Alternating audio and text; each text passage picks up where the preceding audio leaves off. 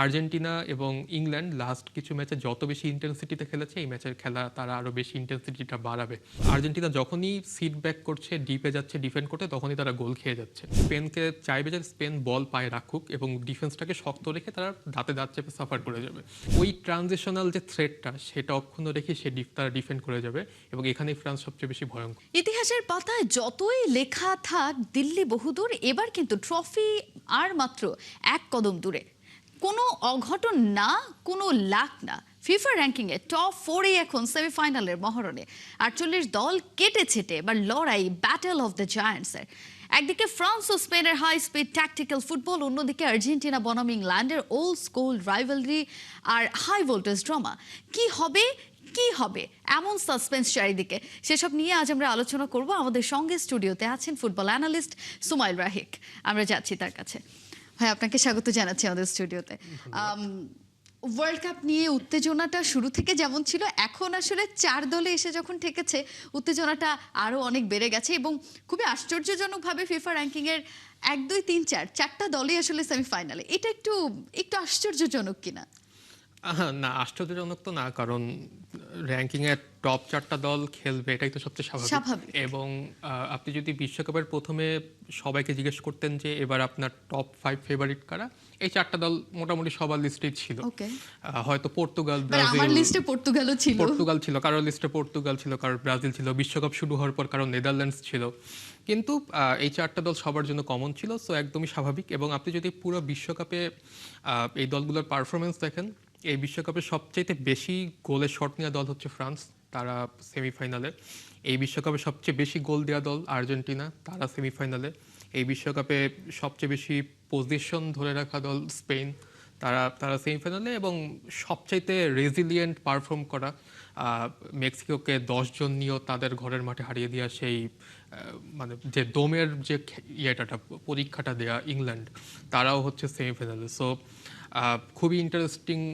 আমরা 4টা দলকে এবারের বিশ্বকাপের সেমিফাইনালে দেখতে যাচ্ছি এবং আপনি যদি লড়াইগুলোও দেখেন, লড়াইগুলোও কিন্তু খুব ইন্টারেস্টিং হবে। যেমন ফ্রান্স ভার্সেস স্পেনের খেলাটাই যেমন যদি দেখেন, যে পজিশন ভার্সেস ভার্টিক্যালিটি, এবারে স্পেনের যে পজিশনাল গেম প্লে, তাদের প্রথমে কিছু হিকাপস ছিল, তারা কেপ ভার্দের সাথে ড্র দিয়ে শুরু করেছিল, কিন্তু তাদের নিকো উইলিয়ামস আর ইয়ামালেরও যে একটা ইনজুরি সমস্যা ছিল, সেটা কিন্তু তারা খুব বুদ্ধিমত্তার সাথে তারা অ্যাডজাস্ট করে গেছে। নিকো উইলিয়ামস এখনও ফিট না, আমি জানি না সেমিফাইনালে সে স্টার্ট করবে নাকি। হয়তো এই ম্যাচে তার স্টার্ট করাটা খুব জরুরি। ইয়ামালের পারফরম্যান্স কিন্তু আমাকে একটু হতাশ করেছে এবার। ইয়ামালের কাছ থেকে যতখানি প্রত্যাশা ছিল, সেটা তো এই বিশ্বকাপে দেখাতে পারলো না। অ্যাটলিস্ট গত ইউরোতে ইয়ামালের যে ঝলকটা ছিল, সেটা আমরা দেখতে পাইনি, তার ডিসাইসিভনেসের যে ব্যাপারটা। এবং নট অনলি ইউরো, তারপরে তো ক্লাব ফুটবলেও সে দারুণ পারফর্ম করে যাচ্ছে। তো তার খেলা নিয়ে কোনো সন্দেহই নেই, মানে ফুটবলারদের যে ব্যাপারটা এবং আমার মনে হয় বার্সেলোনায় তার যে ফর্ম ছিল, যেই ছন্দে খেলছিল, ওইটার জন্য আসলে ন্যাশনাল টিমে একেবারে অটো চয়েসই ছিলেন লামিন ইয়ামাল। অবশ্যই, কারণ আমি যে ব্যাপারটা বলতে চাচ্ছিলাম যে অনেক প্লেয়ার থাকে যে ক্লাবে ভালো পারফর্ম করে এসে ন্যাশনাল টিমে সেটা রিফ্লেক্ট করতে পারে না। ইয়ামাল কিন্তু ওই জায়গাটাতে আবার খুব পারদর্শী। ইয়ামালের যে সমস্যাটা হচ্ছিল, সেটা হচ্ছে এই সিজনের লাস্টের দিকে সে একটা ইনজুরিতে পড়েছিল, সো ওইখান থেকে কিন্তু তার ফিরে আসতে একটু টাইম লেগেছে। বাট তবুও বলবো যে স্পেনের যে মূল স্পার্ক, বলবো যে তারা যে পজিশনাল বল সার্কুলেট করতে থাকে, কিন্তু ওই যে দ্য ম্যাজিক মোমেন্ট, ওটা কিন্তু ইয়ামালের ওই ড্রিবল, ওইখান দিয়েই কিন্তু ডিফেন্ডাররা চমকিত হয়। তারা হচ্ছে তাদেরকে সে অ্যাট্রাক্ট করে তাদের ড্রিবলের সাথে এবং অন্যদের জন্য স্পেস ক্রিয়েট করার একটা চেষ্টা করে। ওই কাজটা কিন্তু ইয়ামাল আবার করে যাচ্ছে। বাট স্পেন সমর্থক যারা আছে, তারা হয়তো একটু আশা করবেন যে সে আরেকটু গোল করবেন, গোল অ্যাসিস্ট করবেন, ডিরেক্ট কন্ট্রিবিউশনটা হয়তো সেমিফাইনালে দেখতে চাইবে। ইনফ্যাক্ট যদি ফ্রান্সের কথায় আমি একটু আসতে চাই, ফ্রান্স যেরকম আনস্টপেবল ওয়েতে খেলছে, এইটাতে আসলে ফ্রান্স স্পেনের দ্বৈরথটা নর্মাল টাইমে আমরা আসলে যেটা এক্সপেক্ট করি, এইবারের বিশ্বকাপটা আসলে দুই দলের কাছে এমন একটা পোর্ট্রে করেছে, দুইটা দলই সবার কাছে। ফ্রান্সকে নিয়ে আসলে আপনার প্রত্যাশা কতটুকু? ফ্রান্সের কাছ থেকে প্রত্যাশা যে যতটুকু, সে অনুযায়ী তারা অলরেডি খেলছে, যে তাদের যে 4 জন fantastic attacker, the best attack in the world বললে একেবারেই ভুল হবে না। বিশেষ করে তাদের যে 4 জন অ্যাটাকার, যে বোথ সাইডে, রাইটে, লেফটে, মিডলে, সবাই যার যার মতো পারফর্ম করে যাচ্ছে। ওলিস তার মতো করে পারফর্ম করে যাচ্ছে, এমবাপে তো আছেই। সো তারা তাদের এক্সপেক্টেড পারফরমেন্সই দিচ্ছে। এখন যদি প্রশ্ন এসেছে স্পেনের সাথে তারা কেমন করতে পারে, তো সেই জায়গাটা থেকে আমরা তার একটা ব্লু প্রিন্ট ইউরোর সেমিফাইনালে দেখেছিলাম। ইউরোর সেমিফাইনালেও কিন্তু ফ্রান্স আর স্পেন মুখোমুখি হয়েছিল এবং সেখানে ফ্রান্স হেরে গিয়েছিল স্পেন জিতেছে। স্পেনের কাছে। কিন্তু ফ্রান্স আমার আমার যেটা মনে হয় যে ফ্রান্স এবার যেটা করবে যে তারা প্রথমে স্পেনকে একটু সুযোগ দিবে বল পায়ে রাখার, যেটা তারা পুরো বিশ্বকাপে করেছে। তারা প্রথম দিকে একটু সাফার করে বল প্রতিপক্ষের পায়ে রাখতে দিয়ে, এরপর প্রতিপক্ষকে কিছুটা ক্লান্ত করে তারা কিন্তু ফার্স্ট হাইড্রেশন সুযোগটা ব্রেক কাজে লাগায়। বা ফার্স্ট হাফের পর তারা কিন্তু অ্যাটাকের ইন্টেন্সিটিটা বাড়াতে শুরু করে। আমার মনে হয় এবারও সেম হবে। ফুটবল ইতিহাসের আসলে একটা ইতিহাসে পুনরাবৃত্তি বলা যায়, যেমন 1970 এবং 1990 এরকম সাবেক 4 বিশ্ব চ্যাম্পিয়ন এরাই আসলে সেমিফাইনালিস্ট ছিল।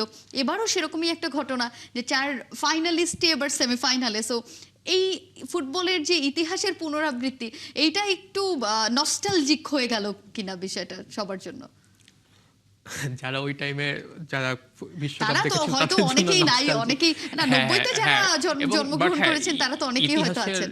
জি জি অবশ্যই, হ্যাঁ এক্স্যাক্টলি। সো ইতিহাসের পুনরাবৃত্তি এবং এরকম স্ট্যাটিস্টিক্যাল ম্যাচ অনেকদিন পরে আসলে হলো, কারণ আমরা গত কয়েকটা বিশ্বকাপে দেখেছি যে সেমিফাইনালে কিছু সারপ্রাইজিং অ্যাপিয়ারেন্স ছিল। 2002 সালে সেই টার্কি থেকে শুরু করে গতবার মরক্কো, তার আগে ক্রোয়েশিয়া। সো এবারের থেকে এবার হচ্ছে 2006 সালেও প্রবাবলি এরকম 4টি ইউরোপিয়ান শক্তিশালী দল ছিল, বাট তারা সাবেক চ্যাম্পিয়ন ছিল না তখনও। পর্তুগাল উঠেছিল। সো এইবার আসলে তারা চ্যাম্পিয়ন হয়ে আসলে ওই জায়গাটাতে এসেছে। সো এবারও একটা ফ্যান্টাস্টিক লড়াই, বিশেষ করে 2006 সালে যেরকম খুব দুইটা ফ্যান্টাস্টিক সেমিফাইনাল ম্যাচ হয়েছিল। আর বিশেষ করে আমরা যারা ছোটবেলায় দেখেছি যে ইটালি জার্মানির যে ম্যাচটা ছিল অ্যাবসোলুট ক্লাসিক, এবং আমরা এখনো ক্লাসিক ড্রামা অ্যাকচুয়ালি। আর এখন তো ইতালি জার্মানিকে আসলে ওয়ার্ল্ড কাপের মঞ্চে আমরা দেখবো কি দেখবো না সেটা নিয়েই এটা একটা বড় ফুটবল ফ্যানদের জন্য একটা দুর্ভাগ্য যে হতাশাজনক বিষয়। তাদেরকে আর ওই চেহারায় দেখা যাচ্ছে না। কিন্তু আমরা এক্সপেক্ট করি, যদি নিউট্রাল পার্সপেক্টিভ থেকে দেখি, আমরা হয়তো এরকম দুটি ক্লাসও এইবারের বিশ্বকাপে দেখার প্রত্যাশা করব। একটু স্পেন ফ্রান্স দ্বৈরথ নিয়ে যেহেতু কথা হচ্ছে, একটু আমি বলতে চাই যে ফ্রান্সের আসলে শক্তির জায়গাটা, মূল শক্তির জায়গাটা আপনি কোনটা দেখছেন, যেটা দিয়ে আসলে স্পেনকে রুখে দেয়া বা ইউরোর ওই প্রতিশোধটা আসলে তারা নিতে পারবে? ফ্রান্সের মূল শক্তির জায়গাটা তাদের অ্যাটাক, এবং আমি যদি আরেকটু ভেঙে বলি তাদের ট্রানজিশনাল অ্যাটাকিং যে অ্যাপ্রোচটা। সো আমি শুরুতে যেটা বলছিলাম যে তারা তো স্পেনকে চাইবে যে স্পেন বল পায়ে রাখুক এবং ডিফেন্সটাকে শক্ত রেখে তারা দাঁতে দাঁত চেপে সাফার করে যাবে। ফ্রান্সের যে মূল শক্তিটা, তারা কাউন্টার অ্যাটাকে যেভাবে বার্স থ্রু করে, এমবাপে, ডুয়ে, ডেমবেলে, ওলিসেকে দিয়ে, সো ওই জিনিসটাই তারা আবার রেপ্লিকেট করতে চাইবে। স্পেনের এই জিনিসটাতে অনেক বেশি সতর্ক থাকতে হবে, কারণ স্পেনের বিশেষ করে লেফট সাইডে কুকুরেলা অনেক উপরে উঠে যায়। ওই সাইড দিয়ে ডেমবেলে সুযোগ কাজে লাগাতে চাইবে, যে ওইখানে ডেমবেলে হয়তো বেশি নিচে নামবে না, সে কুকুরেলাকে চাইবে যে কুকুর তুমি কি উপরে উঠবা নাকি আমাকে মার্ক করবে, এরকম একটা প্রশ্নের ভিতর ফেলে দিতে চাইবে। সো ওই ট্রানজিশনাল যে থ্রেটটা সেটা অক্ষুণ্ণ রেখে তারা ডিফেন্ড করে যাবে, এবং এখানেই ফ্রান্স সবচেয়ে বেশি ভয়ঙ্কর। এবং এই ভার্টিক্যালিটি, এই টুর্নামেন্টের সবচেয়ে ভার্টিক্যাল দল হচ্ছে ফ্রান্স। সবচেয়ে বেশি শট অন টার্গেট, সবচেয়ে বেশি শট প্রবাবলি টার্কি হয়তো সবচেয়ে বেশি শট দিচ্ছে, বাট এফেক্টিভ শট সবচেয়ে বেশি ফ্রান্সের। এই জিনিসটা তারা বজায় রাখবে এই সেমিফাইনালে। ফ্রান্সের যেই ফর্মের কথা আপনি বলছিলেন যে তাদের আসলে অ্যাটাকিং সাইডটা এত বেশি স্ট্রং, সেটা দিয়ে আসলে স্পেনের যে তিকে তাকা ফুটবল চিরচেনা যে স্টাইলে আসলে তারা খেলে, এটা দিয়ে কি আসলে ফ্রান্সের মতো দলকে এবার হারানো সম্ভব? সম্ভব, অবশ্যই সম্ভব। যেহেতু সেমিফাইনালে উঠেছে তাদের জন্য সম্ভব। এখানে ডেলা ফুয়েন্তে খুবই, আমি বলবো, প্র্যাকটিক্যাল একজন কোচ। কারণ আমি যদি তাকে দেল বস্কের সাথে কম্পেয়ার করি, দেল বস্কের হাতে যত রিসোর্স ছিল ডেলা ফুয়েন্তের হাতে ওরকম শক্তিশালী রিসোর্স নেই, টু বি ভেরি অনেস্ট। কিন্তু ডেলা ফুয়েন্তে কিন্তু এই যে নিকো উইলিয়ামসের ইনজুরি, ইউরোতে কিন্তু তার দুই উইংয়ে ইয়ামাল এবং নিকো উইলিয়ামস দুইটা থ্রেড ছিল। এবার কিন্তু নিকো উইলিয়ামসও ইনজুরির কারণে সব ম্যাচ স্টার্ট করতে পারছে না। সো ওই জায়গাটাও সে যেভাবে অ্যাডজাস্ট করেছে, ইটস রিয়েলি কমেন্ডেবল। কিন্তু ফ্রান্সের সাথে হচ্ছে একদম ডিফারেন্ট বল গেম। এইখানে যেটা করতে হবে সেটা হচ্ছে যে তাকে আরও বেশি ভার্টিক্যাল হতে হবে। বিশেষ করে লাস্ট ম্যাচে আমরা দেখেছি যে ড্যানি অলমো একটা ইম্পর্টেন্ট রোল প্লে করেছে। সে যে স্পেসের বিহাইন্ডে যেভাবে রান বের করেছে, এটা কিন্তু ইয়ামালের পাশাপাশি স্পেনকে একটা বাড়তি এজ দিচ্ছে। এবং সুপার সাব হিসেবে মিকেল মেরিনো পরপর 2 ম্যাচে গোল করেছে, এবং লাস্ট মোমেন্টে গিয়ে গোল করে একদম একেবারে শোটাই চেঞ্জ করে দেয়, মিকেল মেরিনো শো হয়ে যায়। মিকেল মেরিনো শো হয়ে যাচ্ছে। এটা কিন্তু শুধু এই বিশ্বকাপে না, আমি বারবার লাস্ট ইউরোর হচ্ছে কথা। গত ইউরোতেও ইনফ্যাক্ট কিন্তু ওয়ারজাবাল হচ্ছে ফাইনালের একদম লাস্ট মোমেন্টে গোল করে স্পেনকে ম্যাচ বের করে এনেছিল। সো স্পেন কিন্তু জাস্ট পজিশনাল ফুটবল খেলছে এমন না, তারা একই সাথে ক্যালকুলেটিভ ফুটবলও কিন্তু খেলছে, এবং এই জিনিসটাও হয়তো সেমিফাইনালে তারা বজায় রাখবে। স্পেন ফ্রান্সকে একদিকে রেখে আরেকটা সেমিফাইনালে যদি আমরা যাই, ওই যে যেটা ইতিহাসে আসলে তাদের যে রাইভালরিটা রয়ে গেছে 86-র সেই বিশ্বকাপ থেকে শুরু করে একের পর এক আসলে ইংলিশ গণমাধ্যমের যে প্রোপাগান্ডা থেকে, যদি আমি প্রোপাগান্ডাই বলি, যে আর্জেন্টিনা দলটাকে নিয়ে তাদের আসলে এত এত বায়াসড কিছু নিউজও থাকে। ইন সাম কেস আমরা ওটা দেখি যে আর্জেন্টিনা এখনকার চলমান যে বিতর্কটা, যে আর্জেন্টিনা আসলে ফিফার সঙ্গে একটা আতাত করে বারবার বের হয়ে যাচ্ছে ম্যাচগুলো থেকে, এই আর্জেন্টিনা এবং ইংল্যান্ডের দ্বৈরথটা নিশ্চয়ই সেই অনেক আগের রাইভালরিটাকেই তারা এবারও টেনে আনার চেষ্টা করবে, এবং ইংল্যান্ড নিশ্চয়ই এবার একটা প্রতিশোধ নিতে চাইবে। অবশ্যই, কারণ ইংল্যান্ডের গণমাধ্যম, যে টেলিগ্রাফ, গার্ডিয়ান, মিরর যারা আছে, তারা কিন্তু মানে তারা খুব জাদ্রেল গণমাধ্যম, একদম। ওয়ার্ল্ড ওয়াইড বেশ প্রসিদ্ধ, কিন্তু আর্জেন্টিনার ব্যাপারে তাদেরকে যখন বিশ্লেষণ করতে দেওয়া হয়, তারা আসলে নিরপেক্ষতা বজায় রাখতে পারে না, বা তারা ইচ্ছা করেই হয়তো করে না রাখে না। হয়তো। কারণ ম্যারাডোনার যে ইনসিডেন্টটা আছে, Hand ওইটা of নিয়ে তাদের God। একটা ক্ষোভ আছে, এবং হিস্টোরিক্যাল পলিটিক্যাল আমরা জানি অনেক ব্যাপার স্যাপার আছে। সো এই জিনিসটা এবার আমরা ক্যারি ফরওয়ার্ড হতে দেখছি।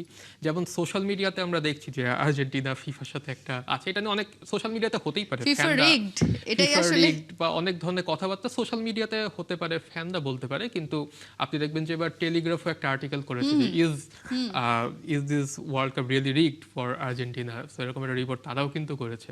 সো এটা আশ্চর্যজনক ছিল, এবং তারা সেই রাইভালির ক্ষোভ থেকে কিন্তু করেছে।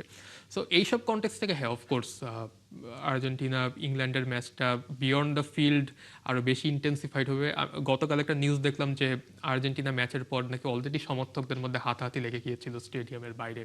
সো মাঠের বাইরের উত্তেজনা এটা আরও বাড়বে, এবং আমি মনে করি যে মাঠের ভেতরেও আর্জেন্টিনা এবং ইংল্যান্ড লাস্ট কিছু ম্যাচে যত বেশি ইন্টেন্সিটিতে খেলেছে, এই ম্যাচের খেলা তারা আরও বেশি ইন্টেন্সিটিটা বাড়াবে।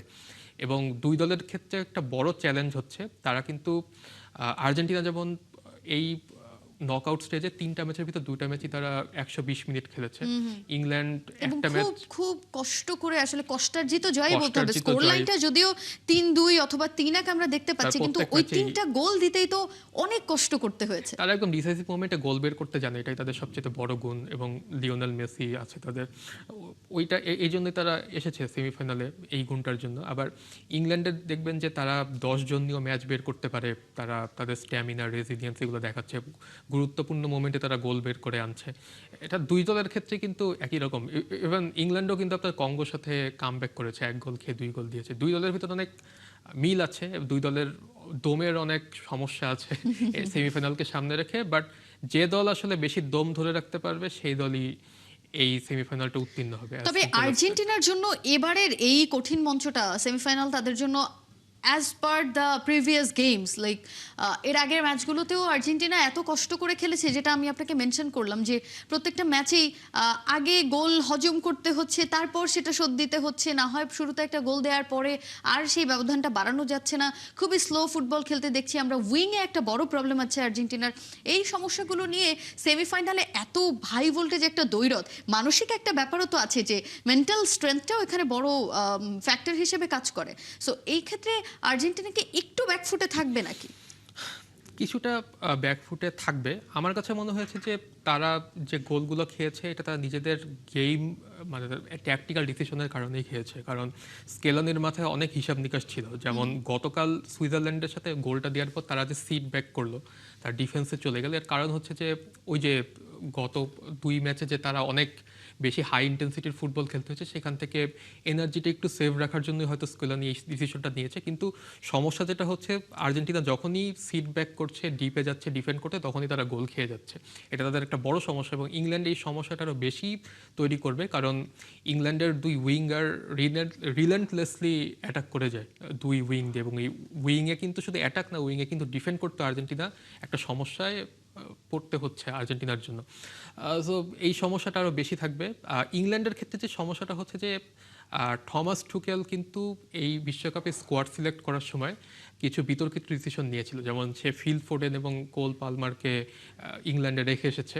কিন্তু এর কারণটা কী ছিল? এর কারণটা হচ্ছে যে সে আসলে সিস্টেম ওভার দ্য প্লেয়ার্স এই জায়গাটাতে বিশ্বাস করেছিল। কিন্তু এই বিশ্বকাপে যেটা দেখা যাচ্ছে যে তার সিস্টেমের থেকে জুড বেলিংহাম আর হ্যারি কেইনের ইন্ডিভিজুয়াল ব্রিলিয়ান্স কিন্তু ম্যাচের ইনফ্যাক্ট ইংল্যান্ডের আমি আমার চোখে যেটা ধরা পড়ে যে প্রত্যেকের ইন্ডিভিজুয়ালিটি আছে, ইনফ্যাক্ট প্রত্যেকেই তার প্রত্যেকটা জায়গায় স্বকীয়তা দেখাতে পারছেন। Exactly, Declan Rice, Elliot Gordon Anderson ব্রেনেস থেকে শুরু করে সবাই প্রত্যেকে অ্যান্টনি গর্ডন সবাই আসলে উইং থেকে আসলে তাদের পারদর্শিতা দেখাচ্ছে। এবং আর্জেন্টিনা আসলে তাদের দুর্বলতাটা কভার আপ করতে চাইবে টিম গেমের মাধ্যমে। তারা যে সেন্ট্রাল স্পেসে একই সাথে হুলিয়ান আলভারেজের সাম্প্রতিক ফর্মটা আপনাকে একটু আশাবাদী করে কিনা, আর্জেন্টিনা সমর্থকদেরও একটু আশার যোগান দেয় কিনা? হ্যাঁ, উলিয়ান আলভারেজ লাস্ট ম্যাচে যে গোলটা করেছে ওটা তাকে কনফিডেন্স দিবে, কারণ সে একটু গোল ড্রটে ছিল। আমরা 2022 বিশ্বকাপে যেরকম আলভারেজকে দেখেছিলাম, এই বিশ্বকাপে তাকে সেরকম দেখা যাচ্ছিল না। গতকাল ওই গোলটা তাকে অনেক কনফিডেন্স দিবে। এবং গত বিশ্বকাপে সেমিফাইনালেও কিন্তু জুলিয়ান আলভারেজের একটা পারফরমেন্স, স্মরণীয় একটা পারফরমেন্সের জন্যই কিন্তু আর্জেন্টিনা ফাইনালে গিয়েছিল। এবার স্কোলানি জুলিয়ান আলভারেজের কাছে সিমিলার একটা পারফরমেন্সই চাইবে। আপনাকে অসংখ্য ধন্যবাদ ভাই আমাদের সঙ্গে যুক্ত হওয়ার জন্য। ধন্যবাদ। দর্শক, আমরা সেমিফাইনালের নানা বিষয় নিয়ে কথা বলছিলাম। আমাদের সঙ্গে স্টুডিওতে ছিলেন আমাদের গেস্ট সুমাইল রাহিক।